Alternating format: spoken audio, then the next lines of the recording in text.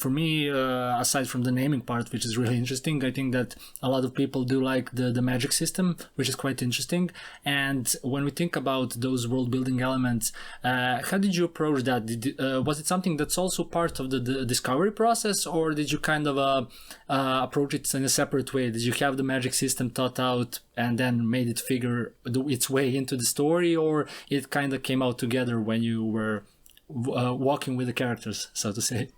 Yeah, kind of a mix of both.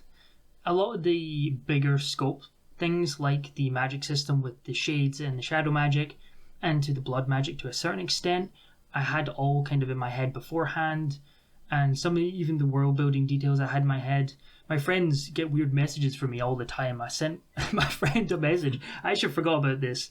It must have been a couple of years ago now. A message saying, imagine the sun was just like a giant eye, and like the moon was a giant eye, and this thing is turning the world, and that's like the sun and the moon. That's the weird text my friends get from me. But so I've had things like that. I've always kind of been in my head for a long period of time. And some of the sand turning black and solidifying at night. That, funnily enough, that came from a scene idea that was scrapped from book 1. I didn't actually even write it. And it was this interesting idea that I might include in book 2, but I'll just tell you, right? And it was this idea that it also came with these bone trees, which is these really thin trees where you can kind of break apart and they're like hollow. And I had this idea that Rai was being chased across the desert and it was getting darker and the sands were starting to solidify, and he buried himself under the sand, put this bone tree as like a straw just sticking through the sand, and then the sand solidifies around him, and then, you know, the people who are chasing him runs past and he's hidden below the sand, but then he's got to spend the entire night below the sand in this solidified black sand of the desert. And I was like, that's pretty horrific, but that would make a really cool scene. So that's how that idea first came up. And then I scrapped the scene, but the idea stuck. And once these things are in my head, you just start connecting them to other things, and then this was before I started writing, and then it pulls into the story and is making these world building elements a part of this story, something as well that I really enjoy doing.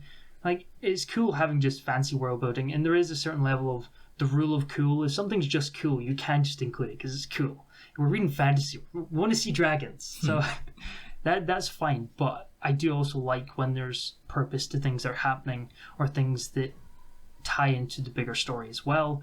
So these ideas often come in bits, and then I connect them together when I'm outlining and drawing them together. But a lot of the smaller details usually just come up while drafting. Like, one of the things that was a bit like the rule of cool as well was the merchants were crossing the desert with Rai, and I was writing the scene. I was thinking, right, these are people who are not used to the desert. They're going to be hot, they're going to be sweaty, they don't really want to be here.